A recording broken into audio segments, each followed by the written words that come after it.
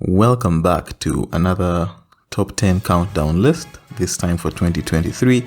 The rules will be the same as always. To qualify, a game must have been released from December of last year to November of this year, and it has to be a game that I played myself. As usual, from looking around at the discussions ongoing, there are a few games that I know the general public seems to have liked that I did not play myself. I want to highlight a few of these just in case you might be expecting them to be on my list. I did not play Final Fantasy 16 because I don't own a PS5. I did not get around to playing Tears of the Kingdom. I did not play Spider-Man 2 because I don't own a PS5 and I've not played any of those Spider-Man games at full price, so I wouldn't have bought it all the same. And as for the Resident Evil 4 remake, it's something that I intend to get to eventually. I have purchased most of the Resident Evil games on Steam, but I'll wait for a bigger discount before going around and adding that one to the list. So, with that being said, these are my top 10 games of 2023. I still had 32 games to pick from despite not getting around to everything.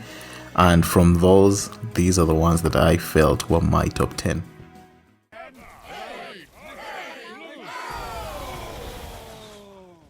Number 10 is Warlander. This one is basically like Battlefield, the conquest mod for Battlefield, but combined with a MOBA and essentially played with medieval characters. You know, you're playing with sorcerers, clerics, and knights. You pick one of 3 classes. You can modify them through a bunch of different upgrades. You can switch out your ability loadouts, and then you essentially get split into different squads, some for defense, some from attack, some focused on support and activating different devices that you can use throughout the map. And it is a really interesting game visually and in terms of the chaos that can go on the map. I really enjoyed this game. Unfortunately, it doesn't seem to have taken off because the player count has severely dropped. This for me feels like another case of Ramboverse, which I really loved last year, and Multiverses. But for the time that it was there, I really loved this one.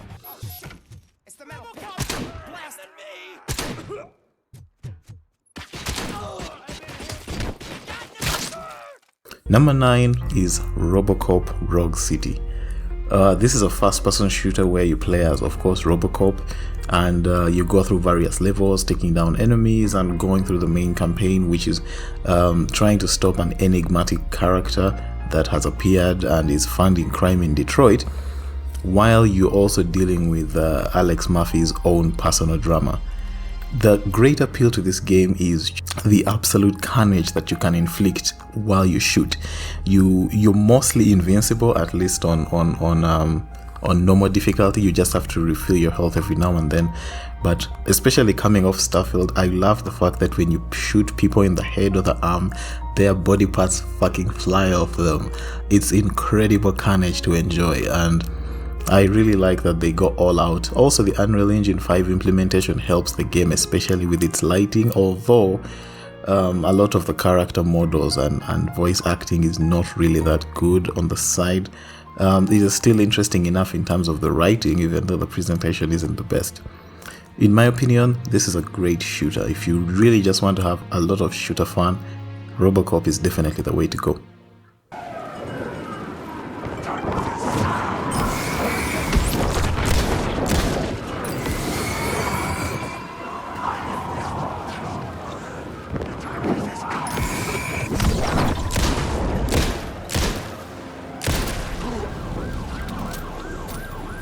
Number 8 is Alan Wake 2.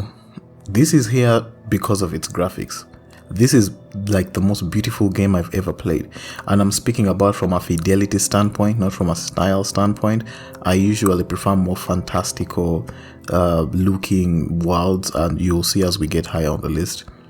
But from a fidelity, realistic looking kind of standpoint, I think Alan Wake 2 is easily one of the best, and I wasn't even playing it with ray tracing. I've seen some of the videos of like the path tracing and ray tracing mods, and it is truly something to behold.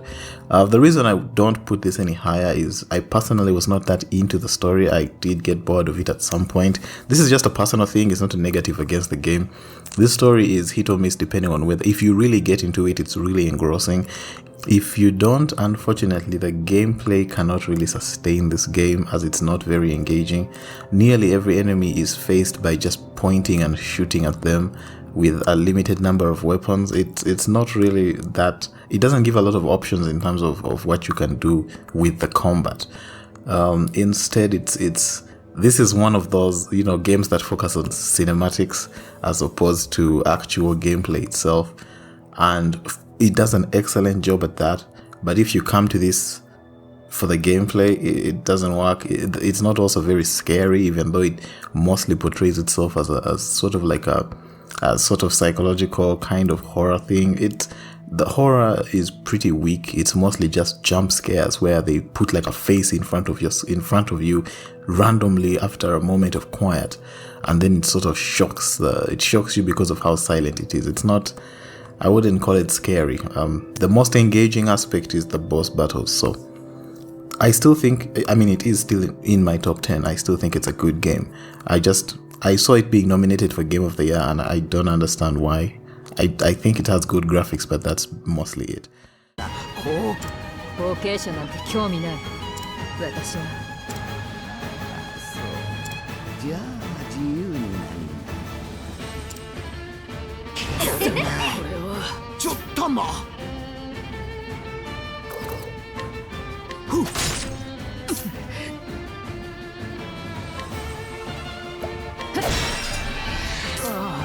Number 7 is Octopath Traveler 2.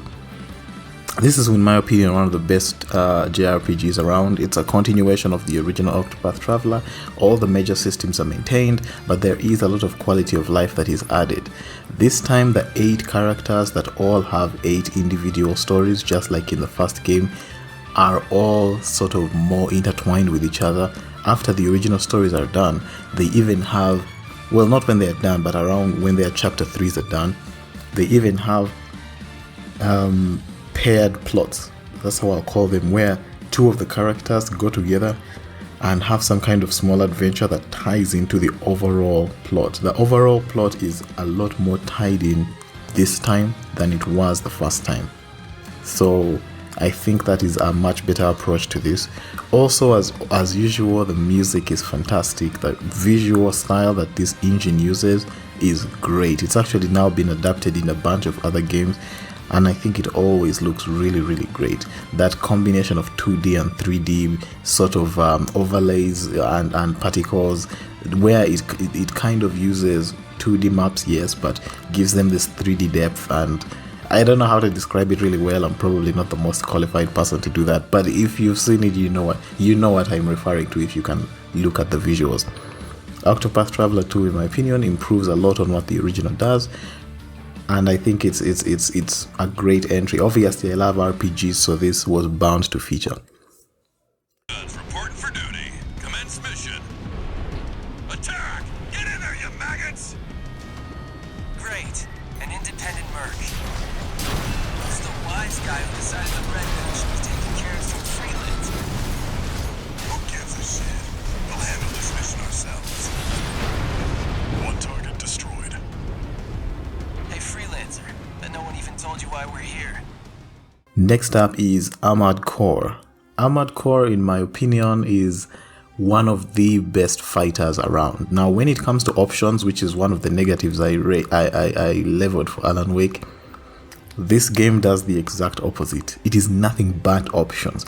It's a mech shooter, and I guess there's also, a bit of melee combat, and you can basically swap out the various components of your mech, and this allows you to switch out, health units, speed, the weight, stamina regeneration, energy, think of it like stamina, how long that takes to go down and how much of it you have, how long your mech stays up when you sort of fly into the air, recharging rates of different weapons.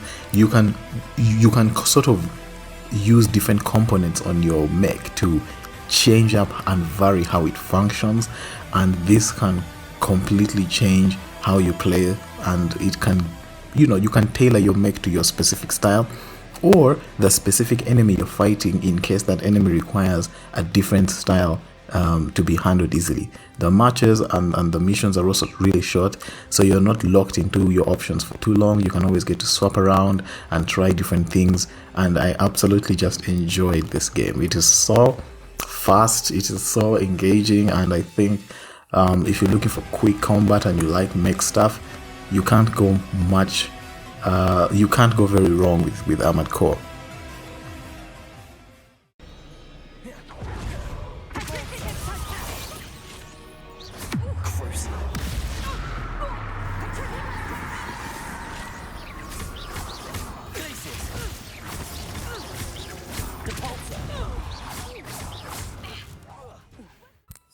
Number 5 is Hogwarts Legacy.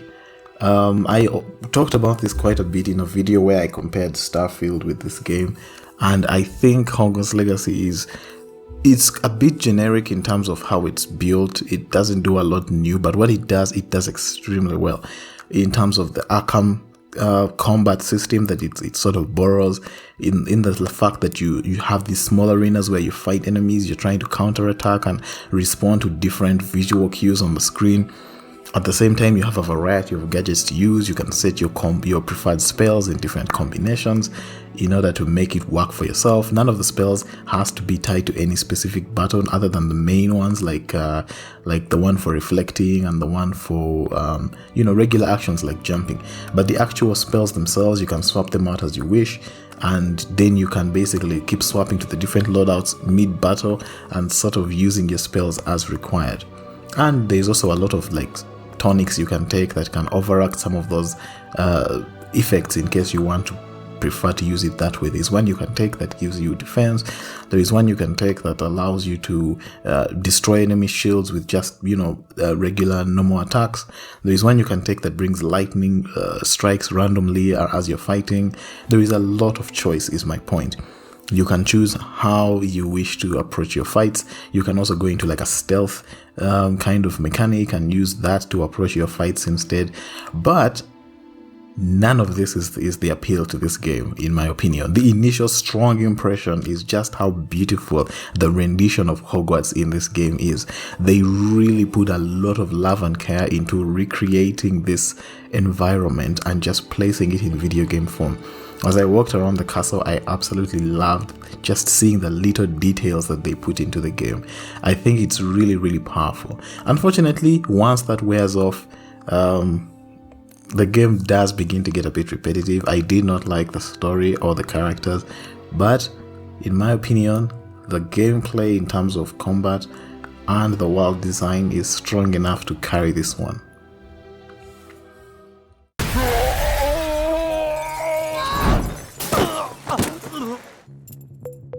Well, I'm in. I hope no one noticed.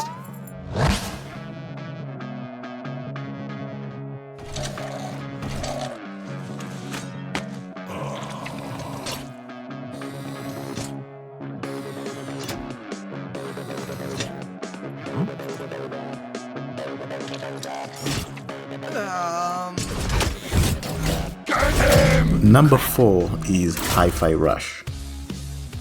This is an action rhythm fighter. You essentially try to match your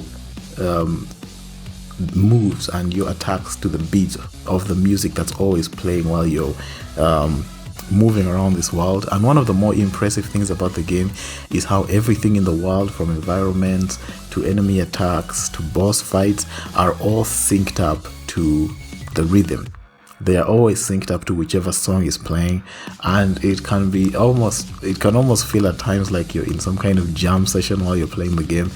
If you have the ability to flow with the rhythm, this game can actually be really easy and trivial.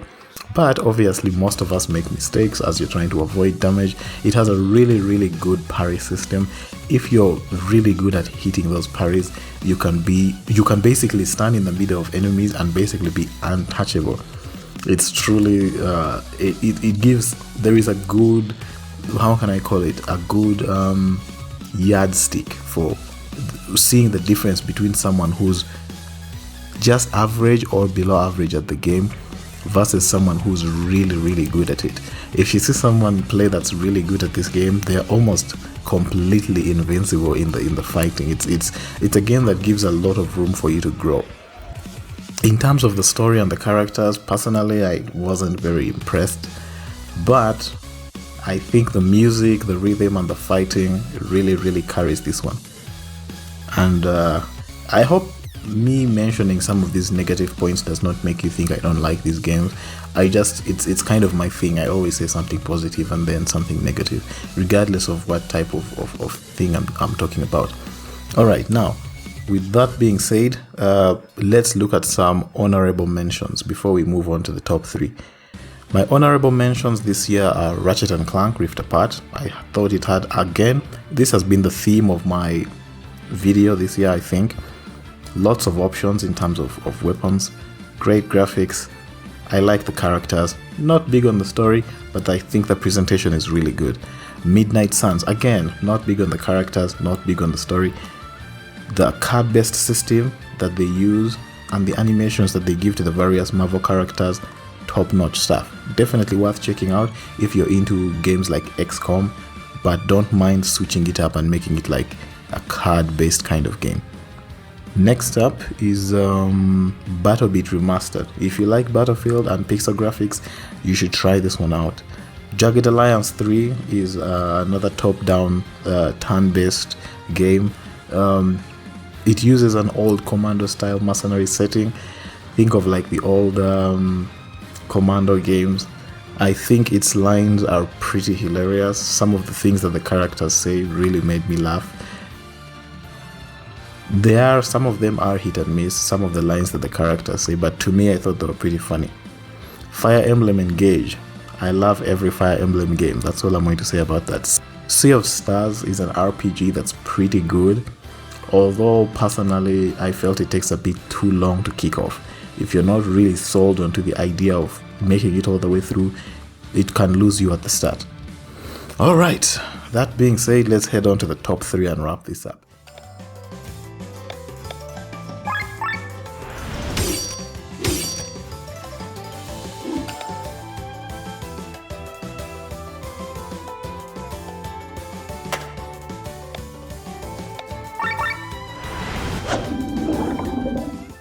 My third game is Chained Echoes.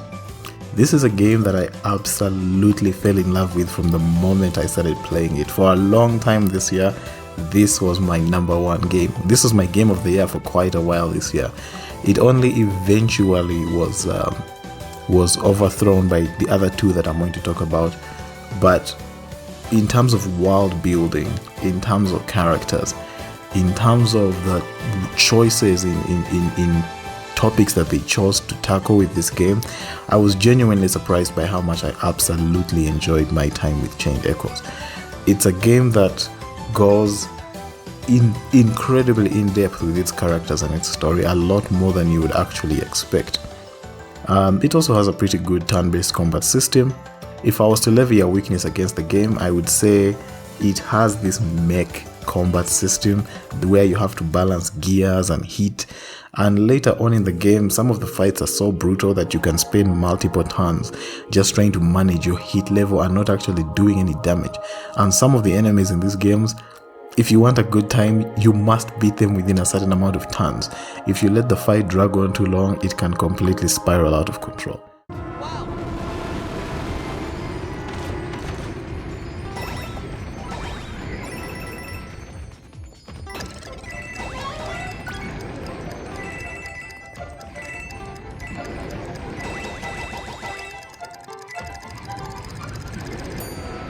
My number 2 is Super Mario Bros. Wonder. If you've played a Super Mario Bros. Game before, which I assume most people have, you have a rough idea of how this works. The thing that makes this one impressive is the fact that, again, options. That seems to be my theme for this year. This game has a lot of options. Every single one of the levels that was designed, I'm not exaggerating, feels like it was handcrafted by someone. This is the anti-Starfield. It does not feel like It does not feel like there is any content in the game that just exists for the sake of filler.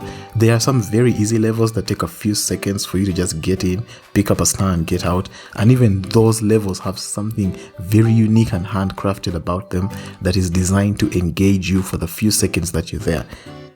The amount of craftsmanship and masterwork that is in these levels, it almost defies a description. You have to see it for yourself. It's truly a wonderful experience just making it through the different levels. Again, there's options. You can just make a beeline through the plot, or you can take on the different challenges, some of which are incredibly brutal. There are actually a few levels where I ended up just quitting because it was so tough. I tried a few times, but again, that kind of stuff is not on the golden path. You don't have to do it if you don't want to. You take it on just to challenge yourself, and if you don't feel like it, you can just follow the main plot and just play through the game and finish it. That's definitely, in my opinion, a masterclass in level and game design. If you want to see how things are done, Nintendo and Super Mario are still taking people to school after all these years. It's actually quite impressive. All right, game of the year is Starfield. No, of course it's Baldur's Gate 3. What's it gonna take? I'm ready.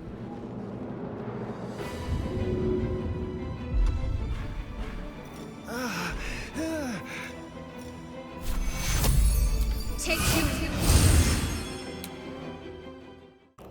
In terms of options, I don't think it gets better than this. My favorite type of game is, of course, RPGs, and Baldur's Gate 3 is probably the best of all the ones that we currently have right now. If not at least among the best, definitely among the top. This is some old school BioWare shit, back when BioWare made the types of games that are featured on the best games ever lists. This is definitely one of those ones in terms of what it offers. If you're looking for an incredibly well-defined world, great characters, satisfying turn-based combat, great music, voice acting, animation, it has almost everything. The negative I would put on Baldur's Gate 3 is its technical state beyond Act 2. The game does suddenly switch up its requirements, almost like it's two technical states within the game at once. Other than that, this is a game that managed to engage me for over 100 hours, and I still feel like I have more. I don't even know how many hours that I can put into this game. With the recent patch 5 that's just launched this week, there is a new custom difficulty mode which can allow you to change a lot of settings. I think that is what I've been waiting for, and I can definitely use it to play yet another playthrough. Baldur's Gate 3, in my opinion, is a fantasy RPG player's dream game. It is everything that you'd want from this type of experience, and I commend that team for everything they've done. I do not see any way in which this game could not be Game of the Year for most people. Personally, I'm obviously heavily biased. This game is on the Divinity original sin engine that Larian Studio has been using for a long time. If you watched my, I think it's the second video on my channel, if not one of those, where I did the top 10 games for, I think, 2016, where The Witcher 3 came out, and I still gave Divinity Original Sin Game of the Year over The Witcher 3. So for me, this engine has produced Game of the Year contenders every single time it's turned around, and in my opinion, Baldur's Gate 3 is just the latest in a long line. Hopefully they have more of these types of products to put out. I know I'm heavily biased, but I still think that this opinion is based in some actual fact and not just purely because I'm an absolute fan of the work that this studio and this engine has done previously, and even with this game. As you've noticed, I've not gone into super detail. I have another video where I talk a lot about Baldur's Gate, Hogwarts Legacy, and Starfield, so I'll kind of leave it for that one. For now, thank you for watching my video, and let's do this again next year. Take care.